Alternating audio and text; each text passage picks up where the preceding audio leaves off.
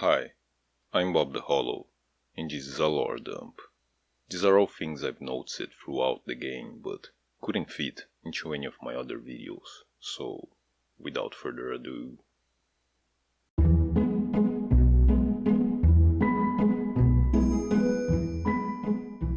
In Dark Souls 2, Aurea's ancient dragon bestowed us with the Ashen Mist Heart, an item that used memories to access different periods in the past. I think a similar power is used by those who tread the Path of the Dragon in Archdragon Peak, which houses its own deceased ancient dragon. The Path of the Dragon gesture only works as means of transportation in that particular spot, because there you can draw a memory of that time and place from that Covenant's petrified member. This also fits the theories I presented recently regarding the primordial stone-like nature that binds dragons, archtrees, and possibly giants as well. And since we literally walked into the past when using the Mist Heart in Dark Souls 2, this can also explain how we can walk into the past when going to Untended Graves. First, one should keep in mind the entrance to those graves is where we find the gesture to begin with, alongside a Drake Blood Knight and a few Serpent Men from Archdragon Peak.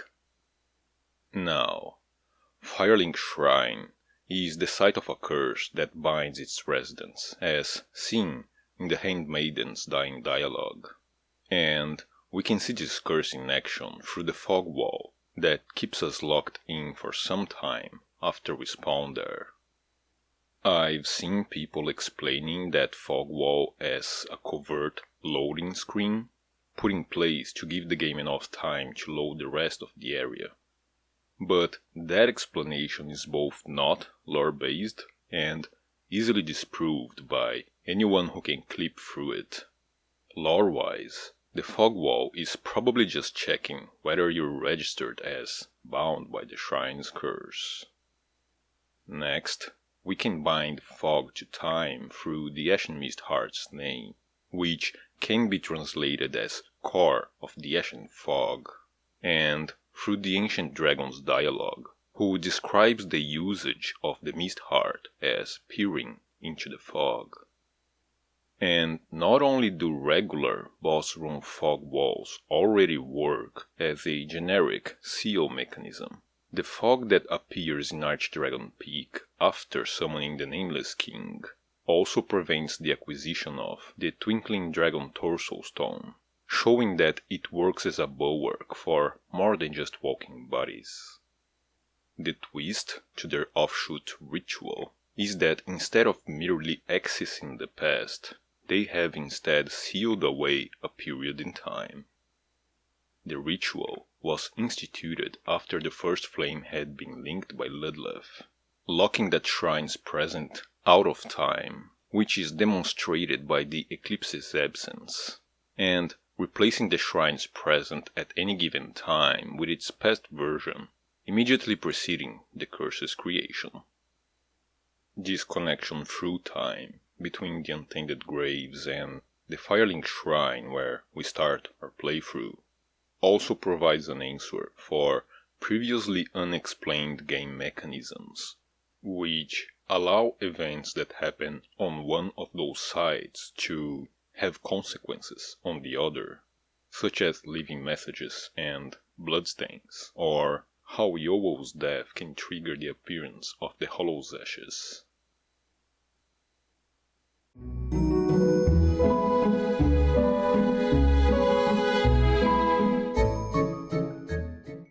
Now, regarding the infamous Illusion Ornstein theory, often used to explain the Dragon's Lair set in Archdragon Peak.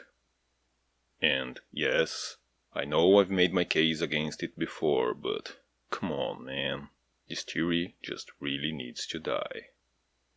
So, this theory hinges on Ornstein's soul, which was granted by Gwyn, to justify the power demonstrated by the knight during that boss fight? Well, the thing is, the English description says Lord Gwyn granted this soul to his foremost trusted knights, but the original Japanese description makes no such claim. This statement is pure fabrication, and without it, the whole theory falls apart. It is funny, though, isn't it, that the whole theory about an illusion Ornstein was built on top of what could be called an illusion itself.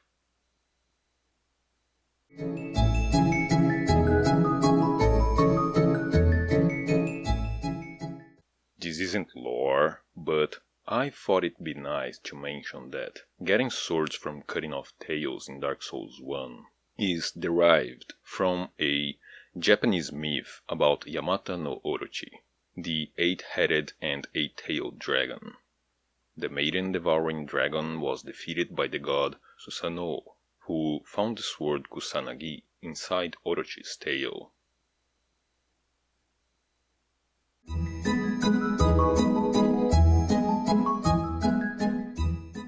The Pus of Man reacts to our presence, but they don't seem to mind anybody else. Why though? And why did the scholars specifically barricade themselves from the Pus of Man? Being failed unkindled experiments, as explained in Lorddom 4, they are most likely reacting to our ember, as all unkindled crave that warmth. And considering the connection between embering and the smoldering lake, and since the scholars were messing with chaos in order to summon the demons, then it's possible the scholars feared their rituals would attract the Pus of Man.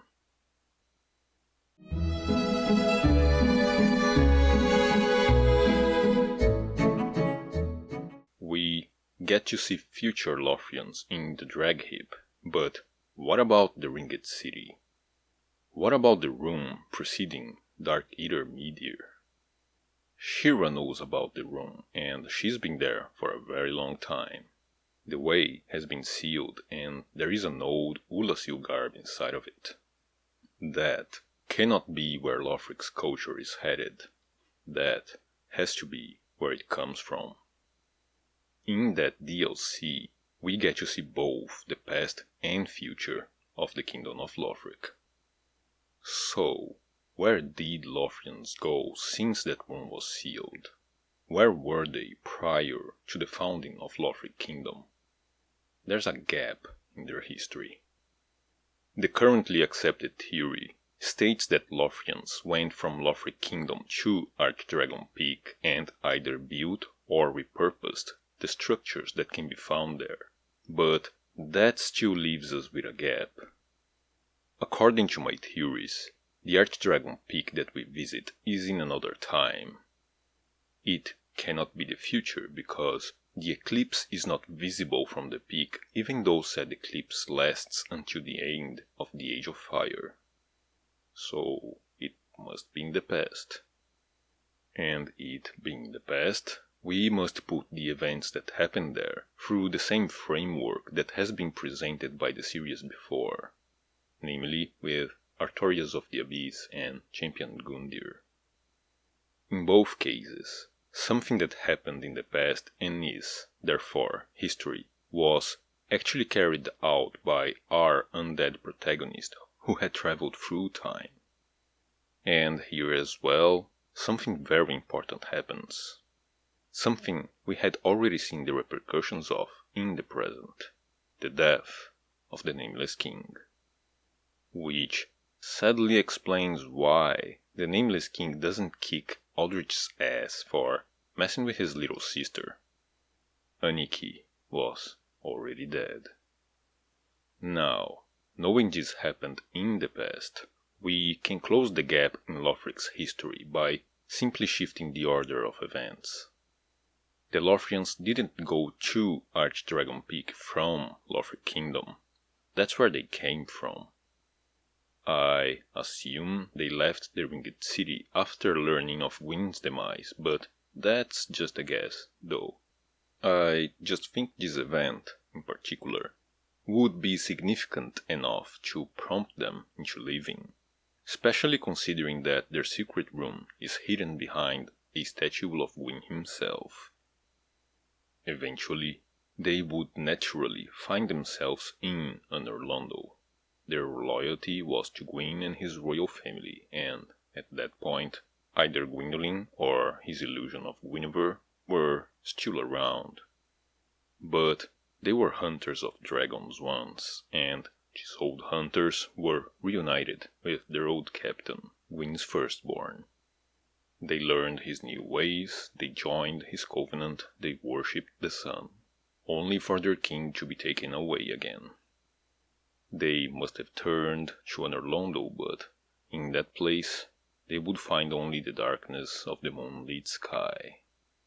Without a place of their own, they built a new home, a new kingdom. The nameless king is dead, long live the King of Lothric.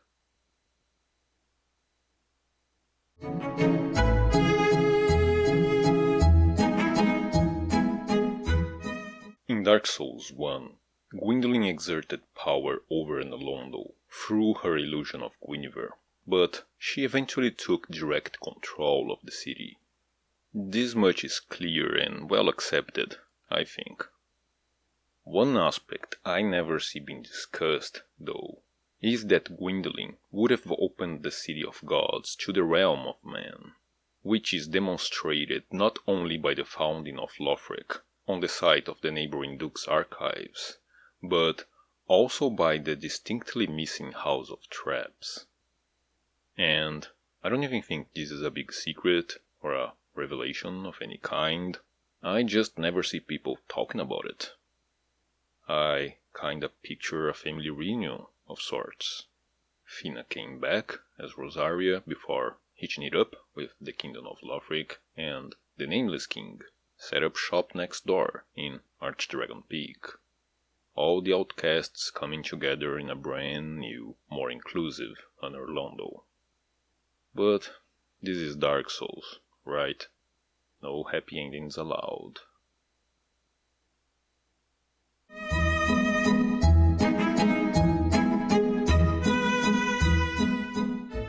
Osiris, the Consumed King, casts Pestilent Mist during his boss fight.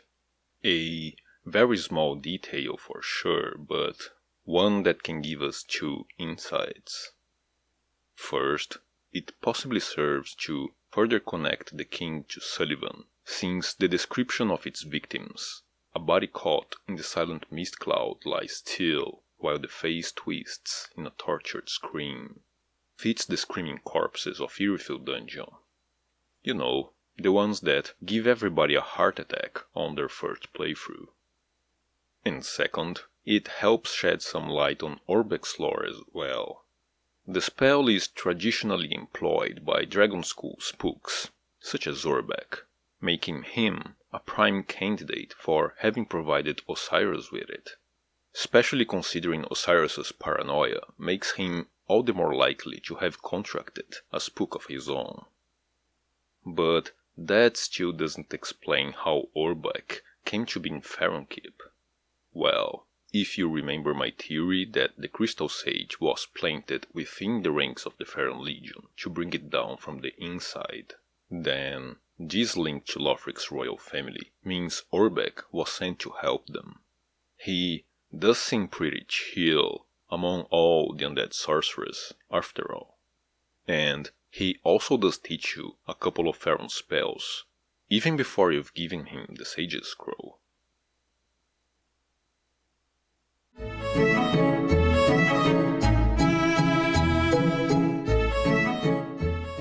And speaking of twin sages, they look like shaved Corvian priests. This would explain their association with Londor, Rosaria, and Sullivan's plans. It also makes the Corvians atop the Grand Archives a little less random, in my humble opinion. Oh, and also, their orb seems to be the same one held by the king's statues in those same archives.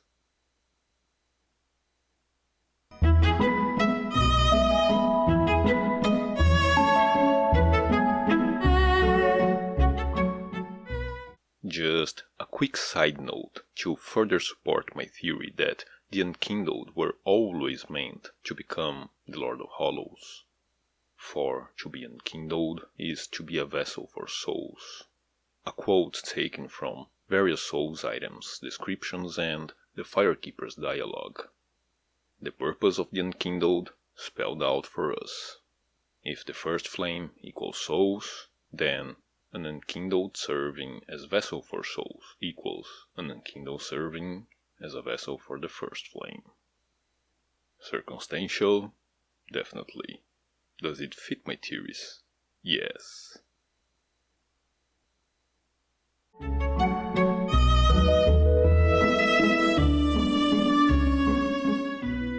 Have I mentioned Clint in my videos before? I don't think so. Well, just in case. There's a main grub in Irithyll, the one from whose corpse you get the Great Heal miracle. Yeah, well, that's Clint. He's supposedly the archdeacon who attended to Rosaria, as described by the Archdeacon's Curse, and being used by a select few high-ranking clerics goes in tandem with a station. She either had him stationed in Anor Londo, or she had him follow Aldrich. One way or another, the Lord of Cinders had plans of his own.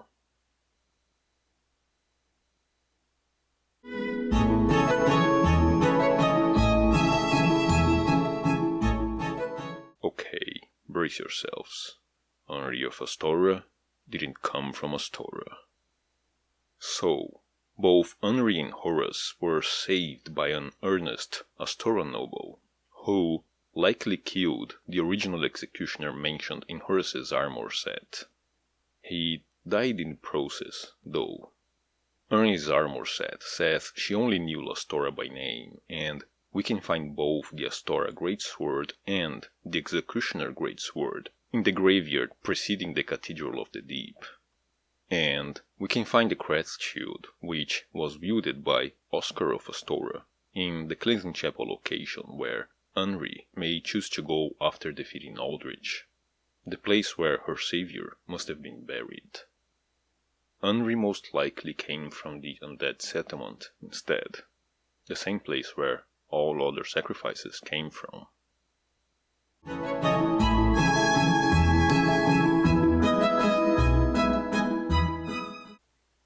Regarding my theory that the dancer of the Boreal Valley is Dusk, which was presented in Lordaeum 3, viewer Embargo Venom reminded me that, in Dark Souls 1, her corpse appeared in the same location we had rescued her from the Golem, meaning she couldn't possibly have been alive for Dark Souls 3.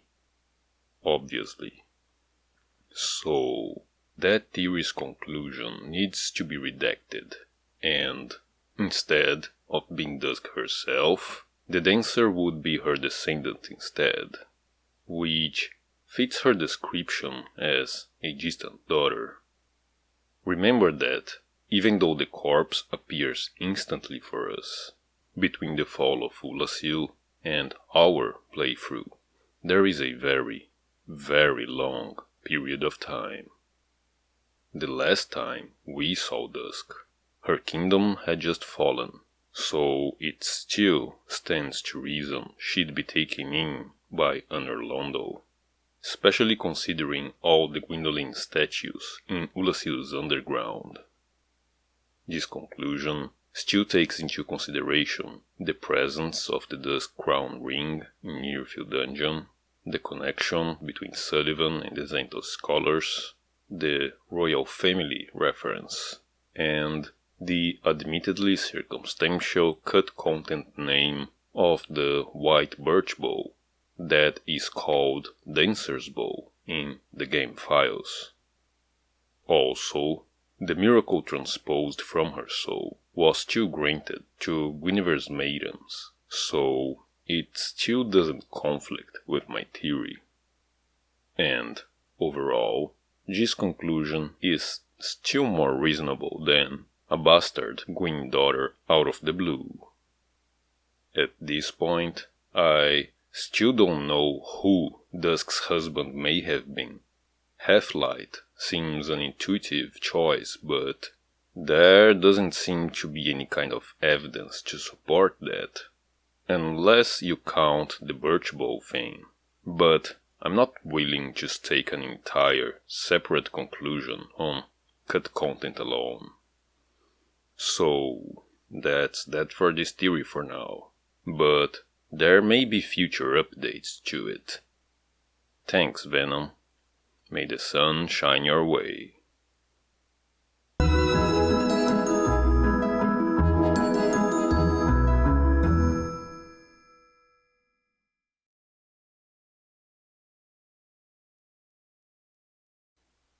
Bloodied Whip, Dark Souls 2.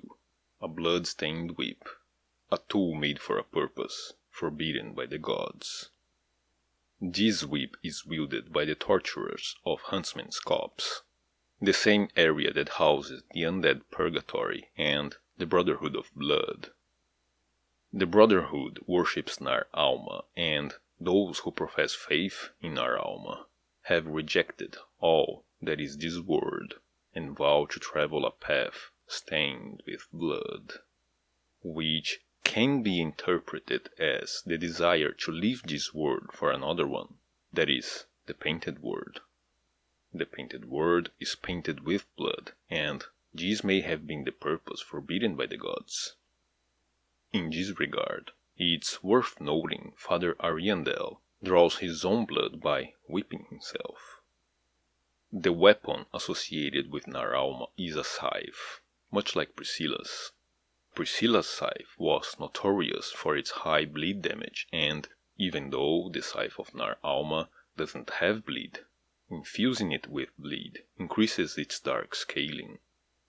Just like the Brotherhood's goal of gathering blood for restoring the painted world, Priscilla's bleed damage may have originally served the same purpose. The Brotherhood is an invading covenant. The Blue Sentinels is the Dark Souls 2 covenant that directly opposes the Brotherhood of Blood. While the Brotherhood uses red eye orbs to invade, the Sentinels use blue eye orbs to hunt them. Blue eye orbs are exclusive to Dark Souls 2, and they are also exclusive to Haiti, as a drop from Old Knights and Red Sentinel Phantoms in a chest next to Targray, or sold by Targray himself. Being in the possession of Old Knights, which are constructs built in Broom, indicates that these orbs were originally created during the heyday of Haiti, under the rule of Guinevere. This association to Guinevere creates a pattern regarding eye orbs in which these items would be linked to the same family through Fina and Guinevere, and the black and blue eye orbs respectively. The red ones, I believe, can also be included in this pattern, but that little bit will be discussed in a future video. Nar Alma and the Brotherhood of Blood meant to seize control of the painted world and to restore it as they saw fit, prompting Guinevere to create the blue eye orbs and the blue sentinels to oppose them in order to protect her own daughter, Priscilla. Both Guinevere and her kingdom of Olafis eventually fell to ruin, and, at least on the surface, both covenants seem to have devolved into its most basic practices of invading and hunting invaders. The truth is that the Sentinels have transformed into something completely different, as they are now associated with extortions, secular power, and arguably invasions as well, due to the presence of a spiked mace in Targray's inventory and red phantoms at the Cathedral of Blue. The painted world seems to have eventually found its way into Audia's possession, judging by the presence of the red phantom painting guardian in his manor, who is associated with Haiti through Lindelt, and also by the Sullivan connections that go in tandem with this fact, all of which have been discussed in the Let There Be Dark video. Aurea and Vendrick are physically connected to the location of the Brotherhood via the Executioner's Chariot, since there is one in the Undead Purgatory and another in Drangleic Castle. Aurea would experiment with the painting and eventually create the Forlorn, who wielded scythes of their own. The Scythe of the Forlorn has high bleed potential and, just like the Scythe of Nar Alma, infusing it with bleed increases its dark scaling. In Dark Souls 3, the current location of the Painted World is not specified. It is known, however, that Frida resides in it. Frida is one of the founders of the Sable Church of Londor, and, though it is never stated, it is reasonable to assume that Londor has possession of the Painted World. The Painted World has always been greatly associated with Velka, and its current restorer, Father Ariandel, is a Corvian himself. The Black Church either worships or is largely associated with Velka, seeing that Yuria sells items related to Velka and, more noticeably, both Yuria and Liliane dress as crows. We gain entrance to the Painted World of Ariandel through Gale in the cleansing chapel of the Cathedral of the Deep.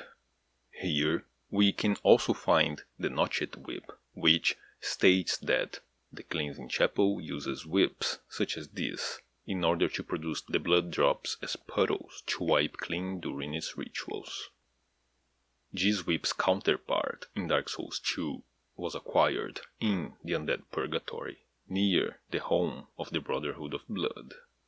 The blood-based ritual and the presence of Gale would indicate that the Painted World has, at some point, been located in the Cathedral of the Deep, which would also give Aldrich access to Priscilla, whom he would have devoured and from whose memories he would have devised the Life Hunt miracle.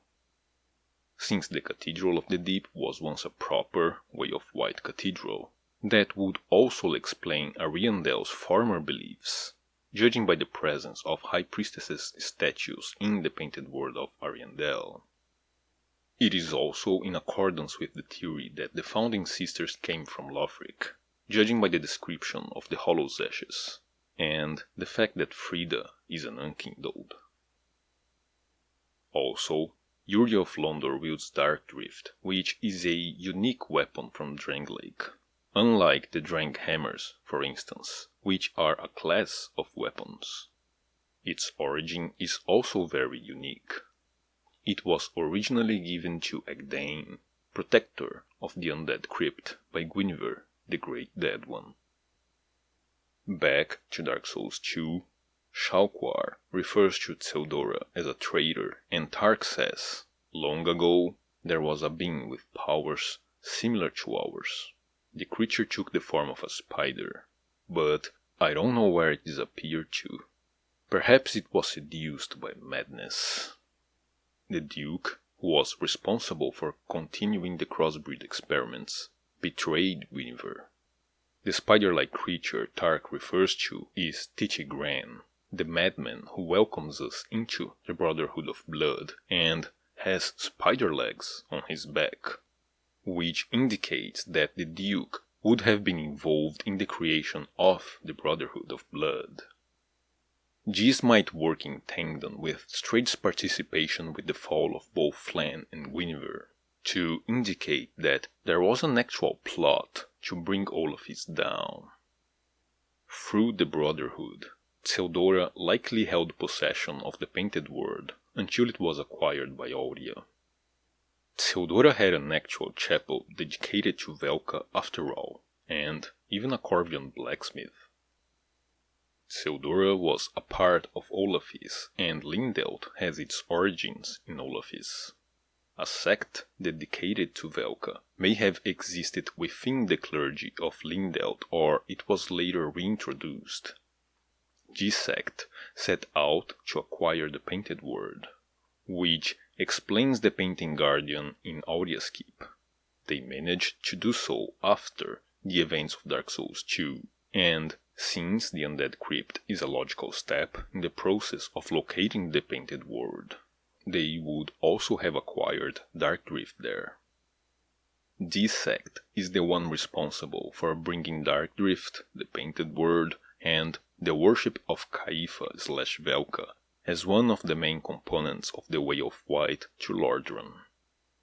Just like Morn, the sisters may have belonged to the same sect, explaining Uria's possession of Darkdrift and laying the foundation upon which they would found their own church. This explains how and why the painting would end up in a cathedral of the Way of White, and how it would ultimately be in the possession of Londor. The identity and lore of Naralma is, at this point, still unknown. He may have been a fiction, created by the Duke to inspire the followers of the Brotherhood, or to hide his own identity from his liege. If Naralma was an actual god, he may have been double-crossed by the Duke and died during the rebellion that followed the fall of Olafis.